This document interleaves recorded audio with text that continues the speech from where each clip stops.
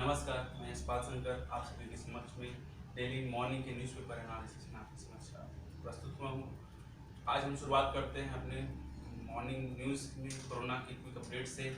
इसमें अभी तक दुनिया में 1,76,00,000 लोग कोरोना संक्रमित हो चुके हैं और कुल मौतें 6,69,574 है। 4.5 लाख मौतें सिर्फ 10 देशों में हो चुकी है अभी तक की। वहीं अमेरिका में सबसे ज़्यादा संक्रमित हुए हैं 46,66,135 और मौतें हैं 1,55,949। वहीं भारत में 16,91,365 लोग संक्रमित हो चुके हैं, जिसमें कुल मौतें हैं 36,503।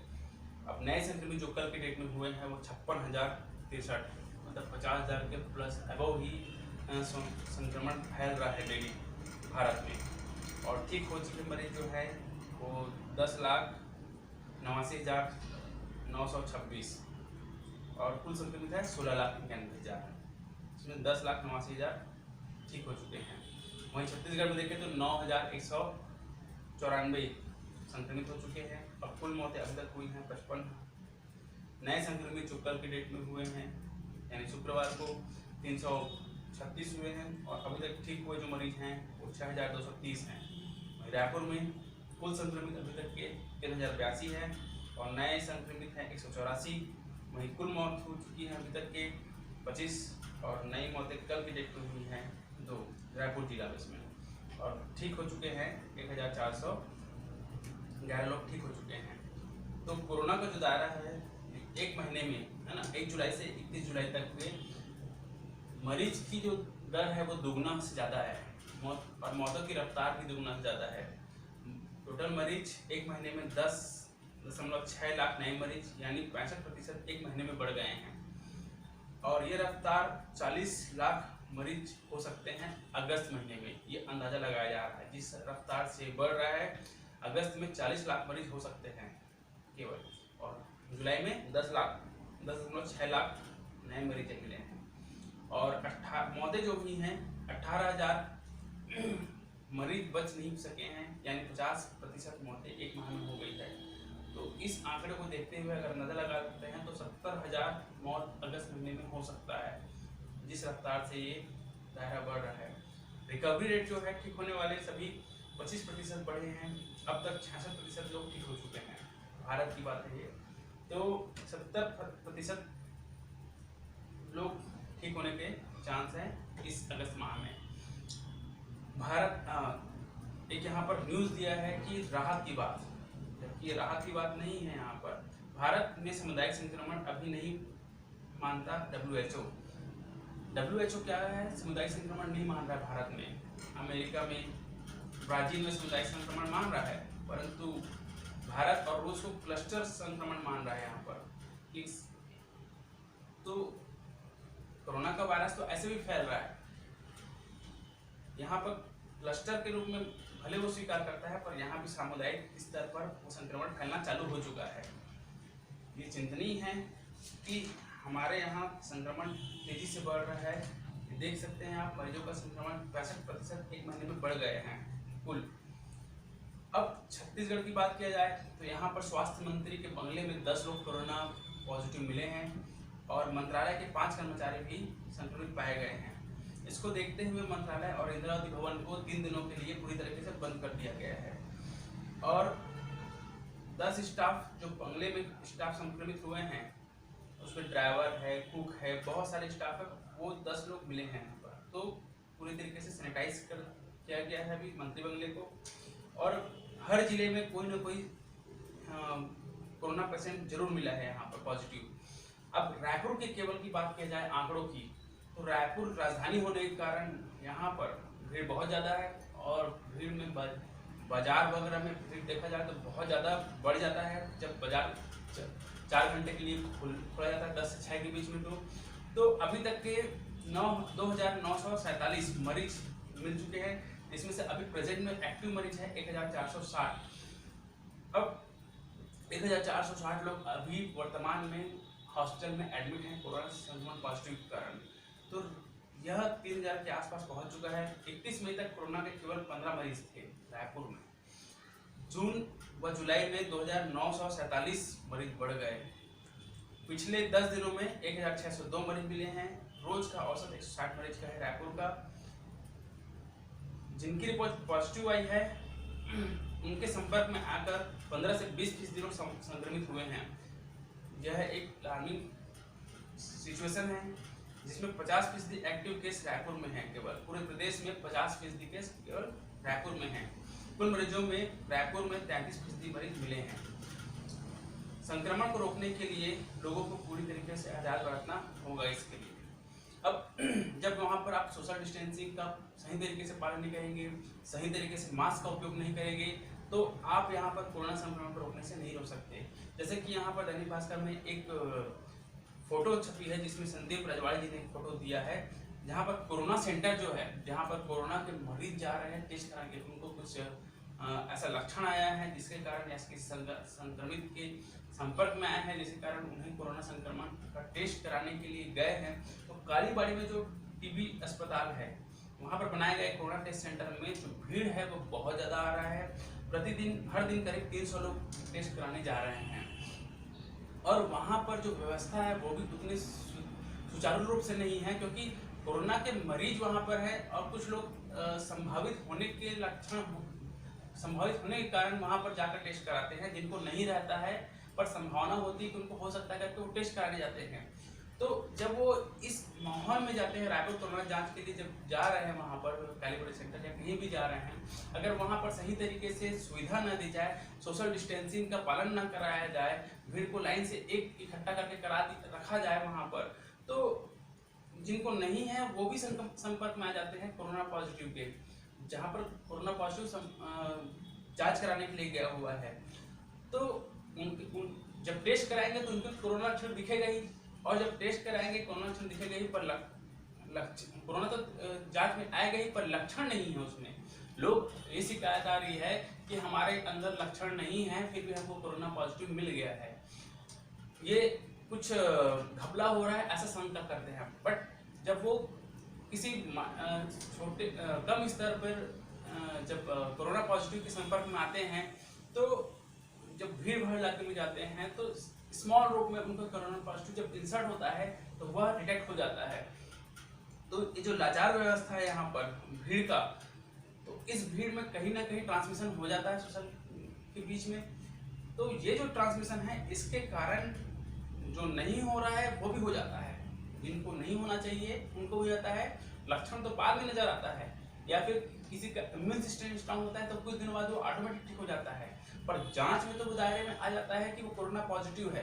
तो ये कोरोना पॉजिटिव ज़्यादा बढ़ने का कारण यही है कि सोशल डिस्टेंसिंग का सही तरीके से पालन नहीं हो रहा है, और न ही सरकार के द्वारा कोई रणनीति सही तरीके से बनाई जा रही है कि सोशल डिस्टेंसिंग को सही तरीके से मेंटेन कर सके, और न ही प्रशासन के द्वारा इस सही तरीके से क्रियान्वयन हो रहा है कि जांच कराने जा रहे हैं वहां पर उन कोरोना पेशेंट को सही सुविधा दी जाए, या फिर जिनको कोरोना पॉजिटिव मिल गया है उनके लिए सही व्यवस्था की जाए।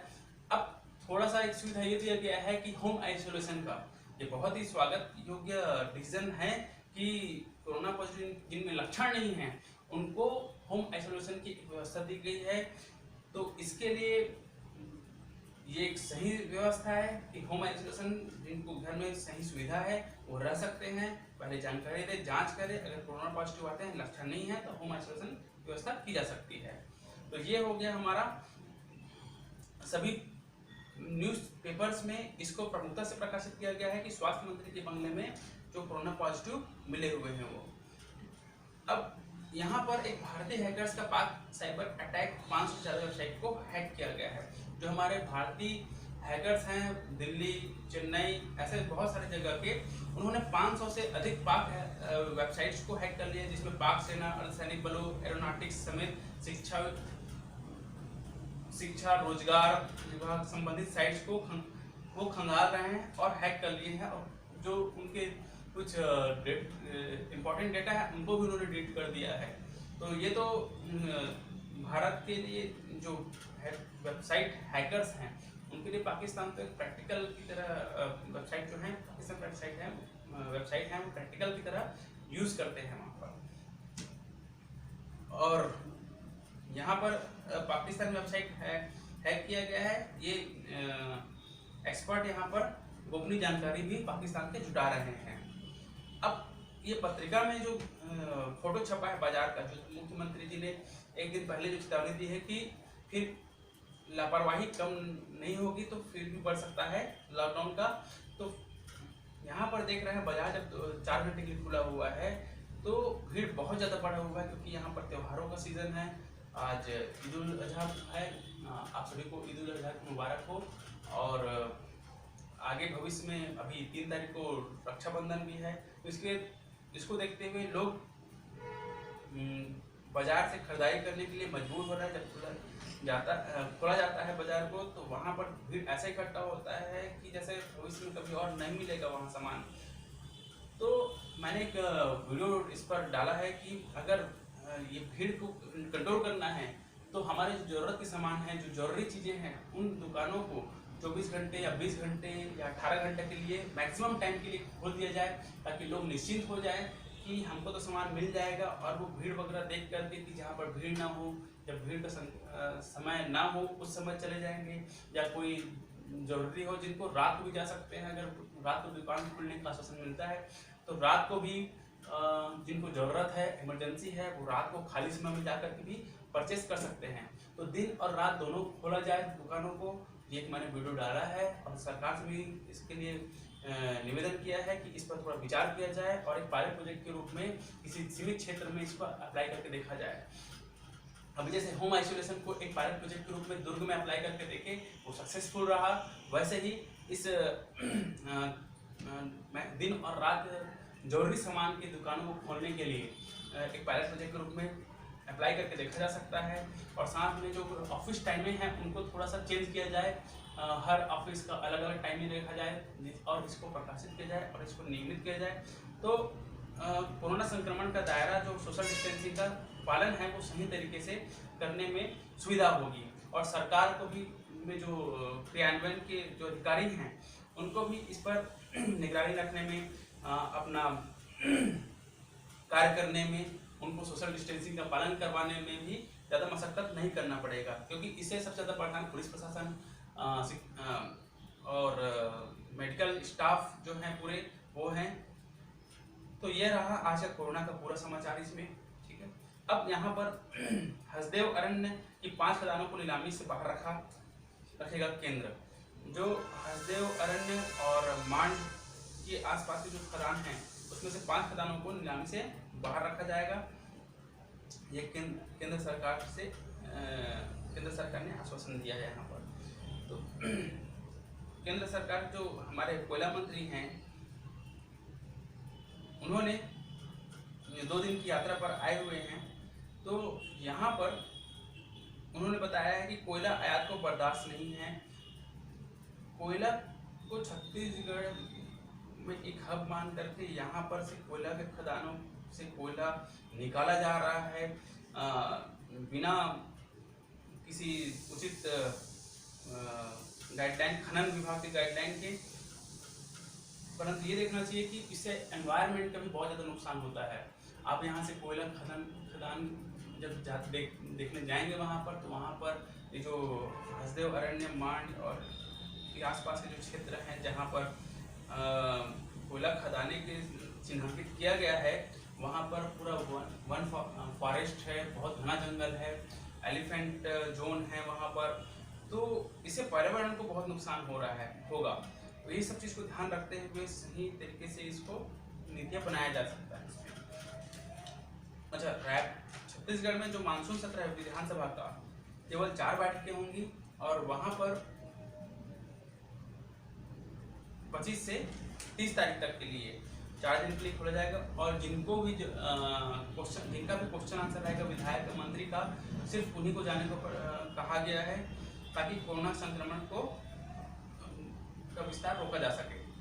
तो प्रदेश में जो 3 नई कोल खदानों का कमर्शियल माइनिंग होगा, हर साल मिलेंगे 4,500 करोड़ रुपए। यहाँ पर हर साल 4,500 करोड़ मिल सकता है, परंतु 10,000 करोड़ का जो एनवायरनमेंट का नुकसान होगा वहाँ पर, जो फॉरेस्ट है माइनिंग के आसपास के जेल में एलिफेंट जोन है, हाँ एलिफेंट प्रोजेक्ट चल रहा है वहाँ पर। तो हसदेव अरण्य, माण नदी और लेमुर एलिफेंट प्रोजेक्ट ये पूरा प्रभावित हो सकता है। तो इसको ध्यान रखते हुए अभी तक राज्य सरकार इसका विरोध करते आ रहा था, परंतु यहाँ पर हमारे कोयला मंत्री प्रहलाद जोशी जी, केंद्रीय कोयला मंत्री प्रहलाद जोशी जी बैठक करने आए और यहाँ पर कुछ खदानों के लिए उन्होंने परमिशन ले, राज्य सरकार से सहमति ले लिया है। और उसका मुख्यमंत्री ने बताया कि 3,900 वर्ग किलोमीटर के क्षेत्र में अत्यंत घने जंगल है। यहाँ खनन की अनुमति देने से न सिर्फ पर्यावरण पर विपरीत प्रभाव पड़ेगा, बल्कि हसदेव बांगो डैम को भी नुकसान पहुंच सकता है। इस पूरे क्षेत्र में लेमुर एलिफेंट रिजर्व प्रोजेक्ट प्रस्तावित है। सीएम ने बताया कि हाथियों की समस्या है और एलिफेंट रिजर्व क्षेत्र घोषित होने से इस पर काबू पाया जा सकता है।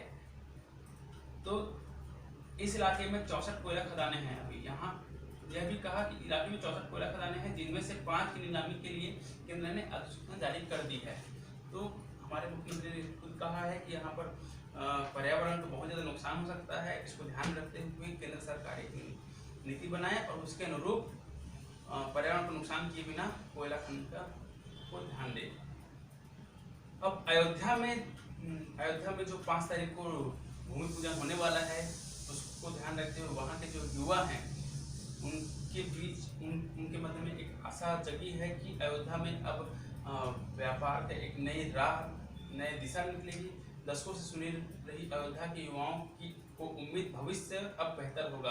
अयोध्या की आंखों में अब नया रंग चमकते हैं। देश का सबसे बड़ा तीर्थस्थल बनने जा रहा है राम की नगरी से।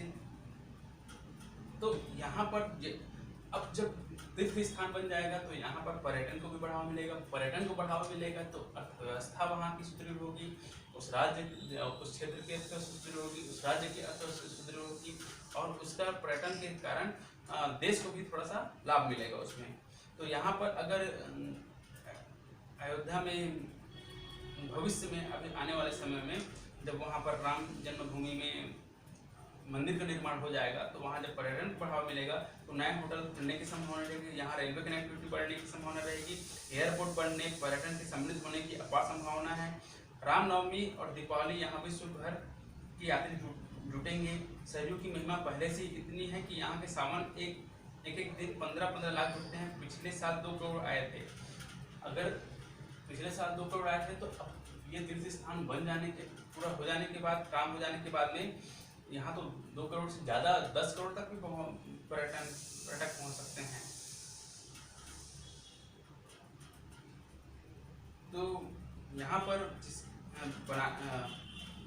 अयोध्या के बारे में नजीर बनारसी ने कहा था, काली बलाएं सर पर पाले, शाम अवध की डेरा डाले, ऐसे में कौन अपने को संभाले, मेरा निवास स्थान यही है, प्यारा हिंदुस्तान यही है। तो ये जो लाइनें हैं वो नजीर बनारसी की हैं, उन्होंने लिखा था अयोध्या पर। अच्छा, अब आगे न्यूज़ पर हम बढ़ते हैं। अंतर्राष्ट्रीय उड़ानों पर 21 तारीख तक की रोक लगा दी गई है। और पंजाब में जहरीली शराब पीने से 39 लोगों की मौत हो गई है। ये चीज़ घर तलाशने के लिए केंद्र ने लॉन्च किया आवास ऐप। तो केंद्र सरकार ने मकान तलाशने की मदद के लिए क्रेडाई आवास ऐप लॉन्च किया है। केंद्रीय मंत्री हरदीप सिंह पुरी ने कहा कि केंद्र वर्ष 2022 तक आवास मुहैया कराने के लिए प्रतिबद्ध है और इस ऐप के माध्यम से लोगों को सुविधा होगी। अदालत में मामला होने से परीक्षा नहीं टलेगी यूजीसी, क्योंकि किसी भी परीक्षा में अदालत में कोई स्टे जाता है तो उसके लिए परीक्षा को नहीं डाला जा सकता। यूजीसी ने सुझाव दिया है, कहा है। 4 दिन के लिए मौसम विभाग ने येलो अलर्ट जारी किया है। अगले 2 से 4 अगस्त के बीच में येलो अलर्ट जारी है और कहा गया है कि 1 अगस्त को कुछ जगहों पर हल्की बारिश होगी, 2 अगस्त को कई जगहों पर मध्यम बारिश होगी, परंतु 3 अगस्त को राज्य के अधिकांश जगहों पर, जिस दिन रक्षाबंधन है उस दिन अधिकांश जगहों पर बारिश होगी और 4 अगस्त को अधिकांश जगहों पर 3 और 4 अगस्त को अधिकांश जगहों पर बारिश होगी रक्षाबंधन के दिन।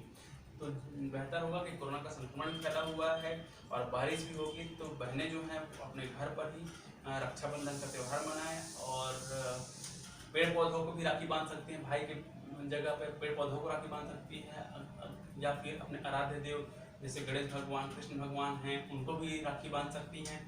तो जरूरी नहीं है कि एक साल इस बार इस नए पैटर्न का राखी करके देखा जा सकता है, नए तरीके से राखी को बनाकर अपना कर देखा जा सकता है। एक सुझाव आया था कि आप अपने आराध्य देव या फिर पेड़ पौधों को जिसकी रक्षा करनी उसको राखी आप बांध सकते हैं, क्योंकि पेड़ पौधे भी तो आपकी रक्षा करते हैं, आपको ऑक्सीजन देते हैं, स्वस्थ रखते हैं, आपको खुशी देते हैं। अब नेक्स्ट है गूगल फेसबुक समाचारों के लिए मीडिया को पेमेंट करेगी। तो ये ऑस्ट्रेलिया का न्यूज़ है कि गूगल फेसबुक में जो समाचार प्रकाशित हो रहे हैं मीडिया के, उसके लिए उनको पेमेंट करना पड़ेगा। सुप्रीम कोर्ट ने इस सुनवाई में कहा ई दर्शन कोई देव दर्शन नहीं होते। जब पूरा देश खुल रहा है तो धार्मिक स्थलों क्यों बंद हैं? सुप्रीम कोर्ट ने झारखंड में जो देवघर है वहाँ पर ऐतिहासिक बैजनाथ धाम मंदिर है, उसके लिए एक सुनवाई हुई जिस पर कहा गया कि ई दर्शन कोई देव दर्शन नहीं होते। जब पूरा देश खुल रहा है तो धार्मिक स्थल क्यों बंद है? सरकार ने तक दिया अनुमति दी तो अव्यवस्था फैलेगी, कोरोना का खतरा बढ़ेगा, इस कारण हमने इसको बंद किया था। तो सुप्रीम कोर्ट ने कहा कि ऐसी व्यवस्था करें जिससे सीमित संख्या में श्रद्धालु मंदिर में दर्शन कर सकते हैं। तो ये भी एक सही है कि सरकार ऐसी व्यवस्था कर सकता है जिससे सीमित संख्या में श्रद्धालु मंदिर में आए। तो इसके लिए एक टोकन सिस्टम होता है, ऑनलाइन फी टोकन होगा, इसमें पूरा देश से अगर जो भी जाना चाहता है उस तीर्थ स्थल पर, तो एक ई टोकन जनरेट होगा कि उस मंदिर में दर्शन करने के लिए उस मंदिर संस्था का एक ई टोकन होगा, जिसके माध्यम से लोग अप्लाई करके रखेंगे। उनको एक निश्चित समय दिया जाएगा, 24 घंटे में कभी भी एक निश्चित समय दे दिया जाएगा और वेटिंग भी रहेगा, कोई दिक्कत नहीं है। बट उनको पता होगा कि इतने से इतने बजे के बीच में हमको वहाँ पर पहुँच के दर्शन करना है, उस फिक्स टाइम में पहुँच जाएंगे, उनको दर्शन होगा। तो ये ई पास जो ई टोकन का सिस्टम है, इससे भीड़ को कंट्रोल किया जा सकता है उस मंदिर में जाने से। और जिनको इमरजेंसी है उसको कुछ चार्ज ले करके हम इस भीड़ को कंट्रोल कर सकते हैं। कि जिनको ई टोकन नहीं ले रहे हैं और उनको जाना है, तुरंत दर्शन करके आना है, तो उनके लिए कुछ चार्जेस डिसाइड करके उनको दर्शन के लिए जा सकता है। और ई टोकन में फ्री सिस्टम भी दिया जा सकता है दर्शन करने के लिए। तो क्योंकि हो सकता है कि जब त्यौहार का सीजन हो या फिर कुछ मंदिर में पर्व का समय होगा, उसमें भीड़ बढ़ सकता है, तो उस समय ई टोकन जारी करें, बहुत ज़्यादा वेटिंग हो सकता है। तो इसके लिए फीस चार्ज करें ताकि जो फीस देकर जाना चाहे फीस देकर जाए, ई टोकन से फ्री में जाना चाहे फ्री में जा सकते हैं। तो ये थोड़ा सा सुविधा नया तरीका हो सकता है दर्शन के लिए, चाहे मंदिर हो चाहे मस्जिद हो, कहीं पर भी अगर दर्शन के लिए जाए तो ई पास जो होगा वही ई टोकन सिस्टम से आप प्रोवाइड कर सकते हैं और भीड़ को कंट्रोल कर सकते हैं। सेल से बचने के लिए किले में सरकार, भाजपा का तंत्र, यहाँ से आगे तो पाकिस्तान ही है। तो राजस्थान सरकार में बहुत उठापटक चल रही है। 14 अगस्त विधानसभा सत्र होना है, जिसमें विधायकों को सीधे सत्र में लाया जाएगा और वोटिंग होगी। तो घरों कांग्रेस को टूट से बचाने के लिए विधायकों को जैसलमेर ले गए हैं, जहाँ सरकार कहाँ तक भागेगी, आगे तो अब पाकिस्तान है। यह जो बात है भाजपा के प्रदेश अध्यक्ष सतीश पूनिया जी ने राजस्थान वाले भी कहा है। तो कांग्रेस विधायकों को सूर्य किले में रखा गया है, जैसलमेर के पास में सूर्यगढ़ किला है, वहाँ पर रखा गया है। तो यह हो गया दैनिक भास्कर। अच्छा, अब 12वीं के नंबरों से होगा बीकॉम बीएड प्रवेश आवेदन आज से है। बीकॉम बीएड के प्रवेश यूनिवर्सिटी से रविशंकर शुक्ल की आवेदन की जो प्रक्रिया है वो आज से चालू हो गया है। जिन्हें भी कोर्स करना है वो आज से ऑनलाइन आवेदन कर सकते हैं। किराना दुकान आज खुलने के बाद 6 तक बंद रहेंगे। कल से सब्जी, दूध, दवा और पेट्रोल गैस ही बस खुले रहेंगे। ध्यान दीजिएगा, आज बस 10 बजे तक खुला हुआ है, बाकी फिर कल से 6 तारीख तक के लिए बंद हो जाएगा। अम्बेडकर अस्पताल में आज से ओपीडी आज ओपीडी का भी चालू रहेगा। अगर आप जाना चाहते हैं तो इलाज के लिए जा सकते हैं वहाँ पर अम्बेडकर अस्पताल में। राजधानी में कोरोना संक्रमित घर में इलाज शुरू, पहले दिन दी गई 50 मिनट की अनुमति। ये बहुत ही अच्छा कदम है कि होम आइसोलेशन की सुविधा दी जा रही है, क्योंकि सरकार में तो सही तरीके से व्यवस्था नहीं दिख रही। कहीं कहीं पर जब हम वीडियो देखते हैं, लाइव वीडियो का, किसी का वीडियो सोशल मीडिया पर वायरल होता है, तो उसमें देखते हैं कि ना खाने की कोई सही तरीके से व्यवस्था हो पा रही है, ना ही नर्सिंग स्टाफ वहाँ पर मौजूद है देख रेख के लिए। बस वो कमरे में बहुत सारे लोगों को एक साथ बंद कर दिया गया है। ऐसा होता है कि कुछ वहाँ पर कोरोना पेशेंट नहीं है, और कुछ कोरोना पेशेंट है जिनका स्मॉल लक्षण होता है, कम रूप में लक्षण होता है, वो तो तुरंत इम्यून सिस्टम स्ट्रॉन्ग होने से वही तुरंत ठीक हो जाता है। परंतु जिनको इम्यून सिस्टम स्ट्रॉन्ग नहीं है, वो कोरोना पेशेंट तो वहाँ प्रेजेंट है उनके साथ में, तो उनके संपर्क में सतत रहते हैं, तो उनको कोरोना फैलने की संभावना बनी रहती है। तो होम आइसोलेशन एक अच्छा तरीका हो सकता है। जिनको लक्षण नहीं है कोरोना का, पर कोरोना पॉजिटिव हो भी चुके हैं, और उनके घर में सही उचित रूप में कमरे उपलब्ध हैं होम आइसोलेशन के रूप में, तो ये सुविधा दी जा सकती है। तो ये जो पायलट प्रोजेक्ट करके देखा गया था, जो बहुत सही तरीके से सफल हुआ था। डॉक्टरों ने कहा कि घर में अगर जो लक्षण है, सांस लेने में दिक्कत हो रही है, ऑक्सीजन सेचुरेशन यानी SpO2 का स्तर 95% से कम है, सीने में दर्द है, मानसिक भ्रम है, जुबान लड़खड़ा रहा है, होठों पर नीलापन है, उतरा चेहरा है, तो जरूर जांच कराएं, क्योंकि ये कोरोना के लक्षण हैं।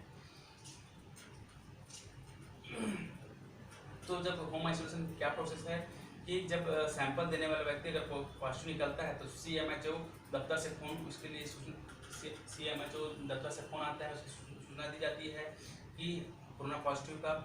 इसी कारण पर मरीज अपने घर पर इलाज के लिए विकल्प दे सकता है, और इसके बाद हेल्प टीम घर जाकर सुविधाएं देखती है, उसके बाद अनुमति मिलेगी। बिना लक्षण मान लिया बिना लक्षण वाले मरीजों को ही ये सुविधा दी जाएगी। अब नेक्स्ट न्यूज़ पे आते हैं, जिसमें शराब के लिए रोज करीब ऑनलाइन ऑर्डर पर लड़के कम हैं। शराब पर रोज करीब 1000 आवेदन ऑनलाइन ऑर्डर आ रहे हैं, परंतु यहाँ पर जो डिलीवरी बॉय हैं वो कम है। इसके वजह से जो ऑनलाइन डिलीवरी है वो कम नहीं हो पा रही सही तरीके से। 2 दिन तक का समय लग जा रहा है, और ऑनलाइन बुकिंग में 30 से 40 मिनट का समय लग जा रहा है। ऑनलाइन डिलीवरी के लिए तेलीबांधा, तटीबंध और स्टेशन रोड की दुकानों को ही यह सुविधा दी गई है ऑनलाइन डिलीवरी करने के लिए। तो जब ऑनलाइन से सही नहीं मिल पा रहा है, तो आउटर में जो राजधानी के बाहर में शराब दुकानें हैं, लोग वहाँ जाकर भीड़ बढ़ा दे रहे हैं। तो माना, कूड़ा, धरसीवाल, दिलदा नेवरा, गोबरा, नवापारा जैसे 20 दुकानें खुले हैं, जहाँ पर लोग छिप कर जा रहे हैं।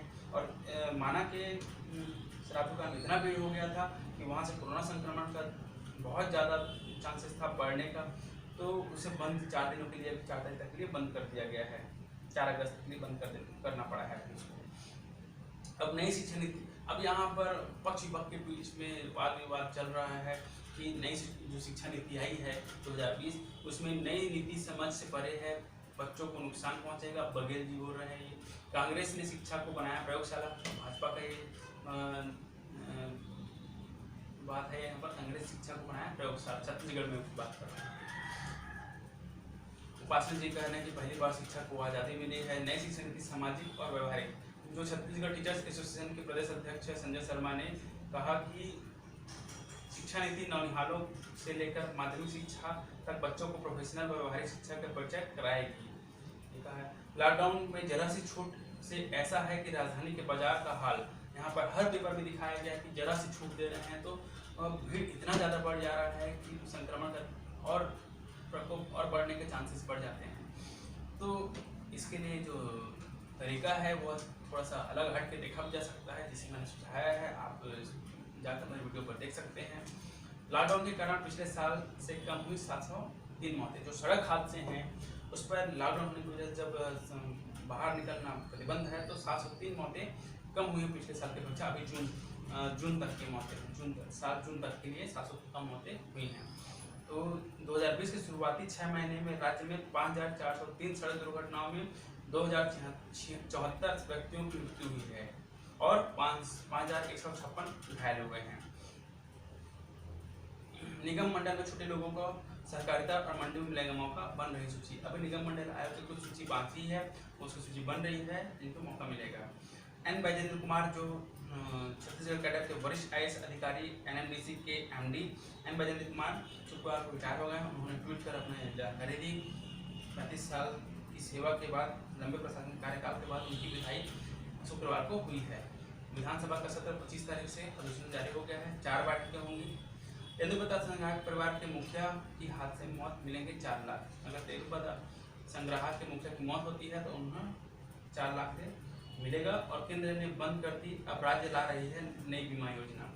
तो अब आते हैं अगला न्यूज़ है इसमें कि रिटायर हो चुके पुलिस अफसरों की याद में देश का पहला राइफल पोलास तैयार हुआ है। केरल पुलिस ने शौर्य पर सेवा से बाहर हुए हथियारों को 3D पोलास स्मारक बनाया है, जिसमें जिन्होंने रिटायर हो चुके जो राइफल्स हैं, जो हथियार हैं, उनको एक सही सदुपयोग किया गया है। यहाँ पर बना करके 3D डिजाइन बना दिया गया है, जिससे कि इसकी शोभा और बढ़ जाती है इस स्मारक की। और इसी तरह से जो जरूरत के सामान नहीं है, जो खराब हो चुके हैं, उनको नष्ट न करके कुछ नया तरीके से क्रिएटिव वर्क किया जा सकता है, जुगाड़ कुछ बनाया जा सकता है, जिससे कुछ संसाधन सही उपयोग होगा। नष्ट करने से तो पूरा का पूरा नुकसान हो जाता, पर ये इसका सही उपयोग केरल सरकार ने बताया है। अब शॉर्ट में सभी न्यूज़ को देखते हुए चलते हैं, क्या क्या बचा हुआ है। हमारा बचा हुआ न्यूज़ देखते हैं कहाँ कहाँ बचा हुआ है। अब जो बचा है, हाँ, विराट कोहली के खिलाफ याचिका दायर हुई है, जिसमें उन्होंने मद्रास हाई कोर्ट ने ऑनलाइन जुए की बढ़ावा देने के लिए आरोप लगाया है, जिसमें साथ में अभिनेत्री तमन्ना भाटिया को भी शामिल है उसमें। पाकिस्तान की एक महिला बहन है कमर मोहसिन शेख, और रक्षाबंधन की राखी भेजी। उन्होंने हर साल राखी भेजा है प्रधानमंत्री मोदी जी के लिए, और 1 साल तो आकर के बांधी भी हैं स्वयं। तो ये एक न्यूज़ है। इसमें उन्होंने प्रोसेसिंग यूनिट की तो मक्का किसानों को मिलते 1750 रुपये प्रति क्विंटल। देखिए, छत्तीसगढ़ सरकार ने भी मक्का किसानों का फसल खरीदा नहीं है, जिसके कारण से मक्का किसानों को नुकसान हो रहा है। उन्हें मजबूर होकर कोचियों के पास 1100 से 1300 रुपये के भाव में मक्का को बेचना पड़ रहा है। अगर सही तरीके प्रोसेसिंग यूनिट होता तो किसानों को भी राहत मिलती और सही रेट उनको मिल पाता। तो छत्तीसगढ़ में दुर्ग जिले में बालोद गुरु मंडल टोंडी में किसानों का फसल का पैदावार सही हुआ है, परंतु उनको सही लागत के अनुरूप नहीं मिलने से,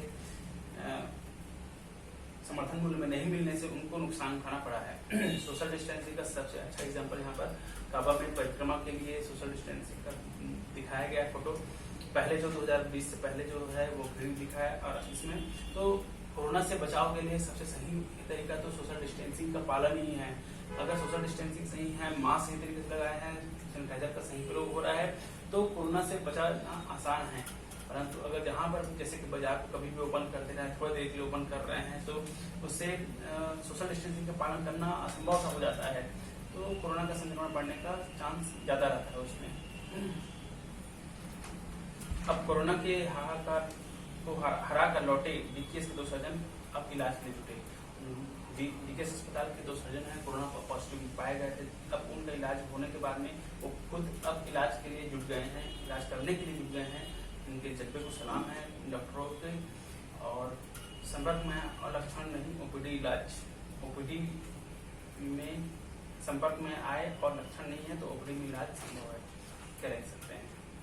अच्छा, भाजपा में गुटबाजी के कारण अटका संगठन का विस्तार। भाजपा में भी बहुत सारा गुटबाजी चल रहा है, संगठन स्तर पर संगठन निर्माण कार्य चल रहा है उसमें, तो वहाँ पर गुटबाजी बहुत सारे उठ रहे हैं।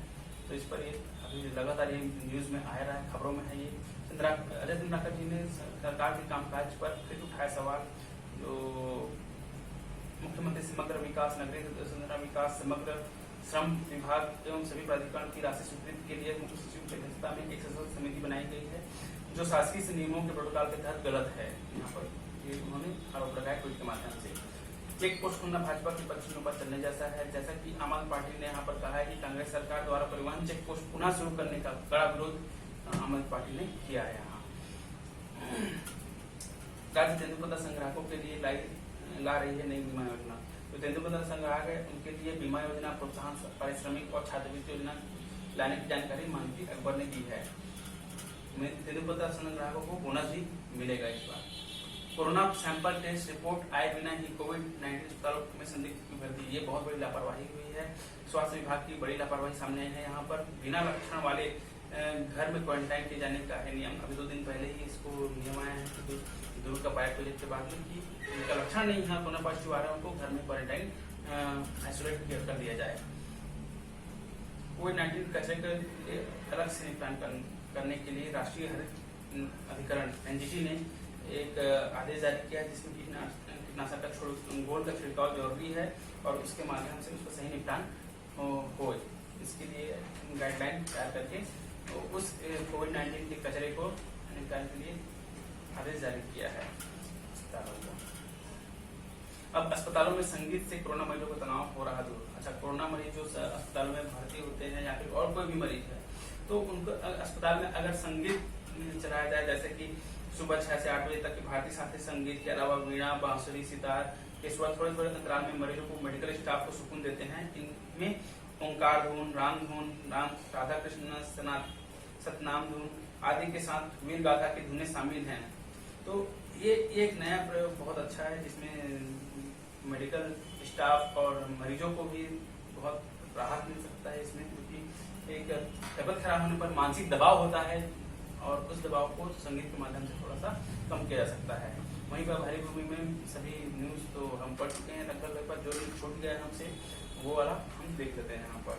तो अयोध्या में पीएम के साथ मंच में पर रहने से 5 लोग अयोध्या में मंच में जब भूमि पूजन के लिए जाएंगे पीएम, तो उनके साथ में प्रधानमंत्री मोदी के साथ में उत्तर प्रदेश के मुख्यमंत्री योगी आदित्यनाथ, यूपी के राज्यपाल आनंदीबेन पटेल, RASS के प्रमुख मोहन भागवत, मंदिर ट्रस्ट के अध्यक्ष महंत नृत्य गोपाल दास जी मौजूद रहेंगे। सीबीआई ने 4 राज्यों में 30 ठिकानों पर छापेमारी की है। सीबीआई ने नौसेना घोटाले में जो फर्जी बिल लगाया गया है, जिसके माध्यम से 6.76 करोड़ रुपए का फर्जी बिल है, ये इसके लिए सीबीआई ने जांच चालू कर दी है।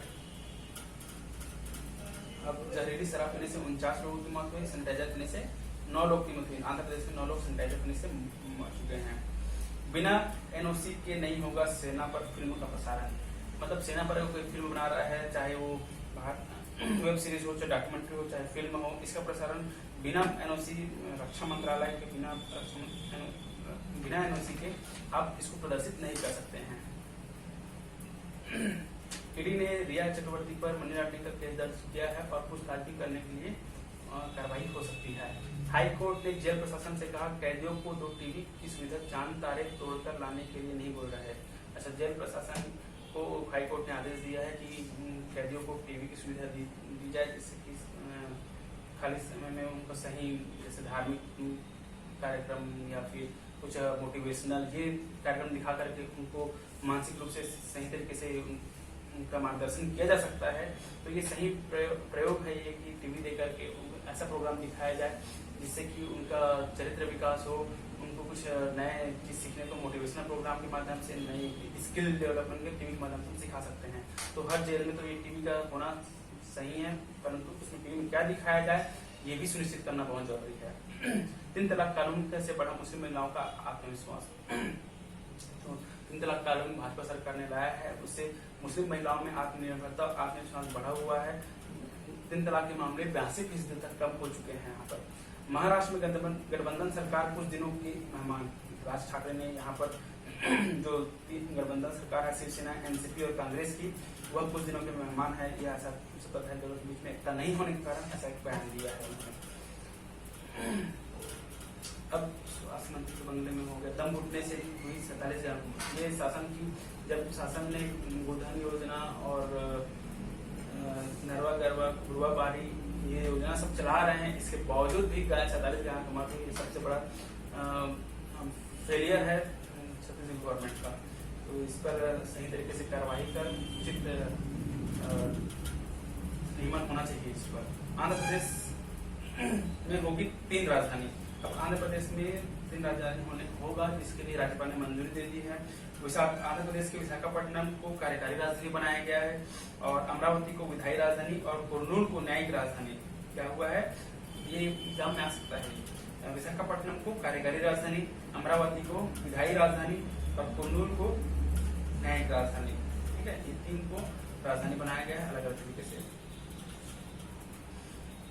बहुत से ग्रामीण कोरोना संक्रमण देखते हुए ग्रामीणों ने लिया फैसला है कि राखी तीजा पोला पर बहन बेटियां न गाँव आएंगी न जाएंगी। ये बहुत सही फैसला है। गाँव वालों ने बहुत अपना सकारात्मक सोच का प्रदर्शन किया यहाँ पर, और एक जागरूकता है इन लोगों में समझ में आना चाहिए कि कोरोना महामारी के दौरान में आप इधर उधर ना आना जाना करें।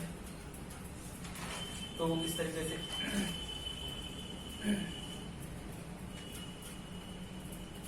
कोविड सेंटर में जो मरीज खाने में कपड़ों मिला है, छोटे को आरत हो रहा है, उसके बारे में यहाँ पर बताया गया है। तो इस तरीके से आज का हमारा ये मॉर्निंग न्यूज समाचार खत्म, न्यूज़पेपर का समाचार खत्म होता है। यहाँ पर हम स्टॉप करते हैं अभी। तो आपको ये कैसा लगा, इसमें और सुझाव दे सकते हैं अपना, तो जरूर दीजिएगा। धन्यवाद।